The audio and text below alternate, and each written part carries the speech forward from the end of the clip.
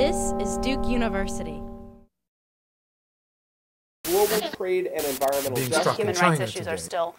The term Ubuntu. About the Alien and Sedition Acts. Is making inferential discovery. The importance of an archive. The John Hope Franklin Center. Muchísimas gracias por una presentación excelente. I guess my first question is regarding Bolivar's assessment of the American aristocracy. He used the term recalcitrant, which in the English canon is typically a word used to, in my experience, is a word used to refer to the aristocracy's assessment of their slaves. You mentioned that Bolivar didn't speak good English. Is this the word that he used in Spanish or in French? Just a question of the poetics. Secondarily, you mentioned that when he left the United States, he ended up back in Venezuela in 1806. You didn't mention his stop in Haiti. The Haitian Constitution was written in 1805. I've been writing a little bit on Haitian constitutionalism and Afro-Arabic influence on the language of the Haitian Constitution.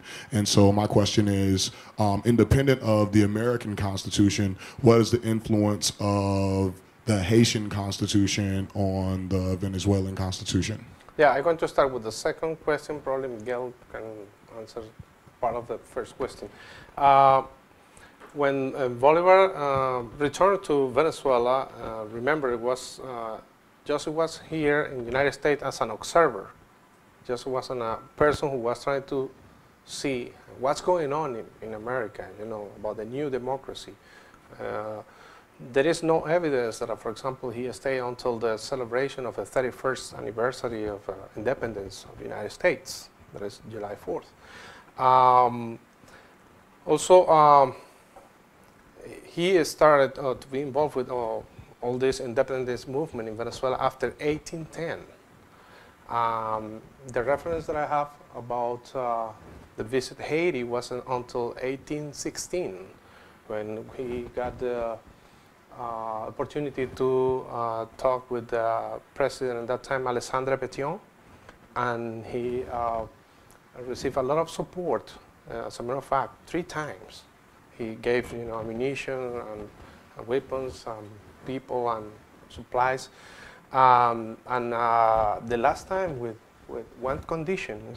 Pétion said, "You have to liberate the slave in Venezuela." So he did it by his own. I mean, all the people who was working for the originally for the Bolivar's family, he was liberated in 1821. But with a condition that are going to be a part of his troops. I mean, to try to, you know, rebuild everything. And about the U.S. Constitution, well, just this person, Mr. Villavicencio, did that work, you know, translated everything into Spanish. So the people who are creating, you know, the new republic, well, say, well, you have already that, why we cannot use it? So for that reason, Venezuela adopted the American Constitution. Of course, through the times, they have to do some modifications, you know, and to adapt it, you know, with the social and political and economical situation in Venezuela. So I don't know if you want to try to answer the first question, because I don't know if in Spanish is recalcitrante, then it's more or less the same word. But it's interesting what you were saying, because actually Simón Bolívar, he was a polyglot. He was speaking by the time French, English, because he was in Great Britain also for a time, German a little bit, Italian too. Italian, also Italian, because he was in Italy actually studying in an academy there. It's the place Rome, when he proclaimed his big ode to free Venezuela. That's interesting, but of course, talking about aristocracy, Bolivar was an aristocrat. He was represented of probably the richest and most powerful family in Venezuela. There's no doubt about it.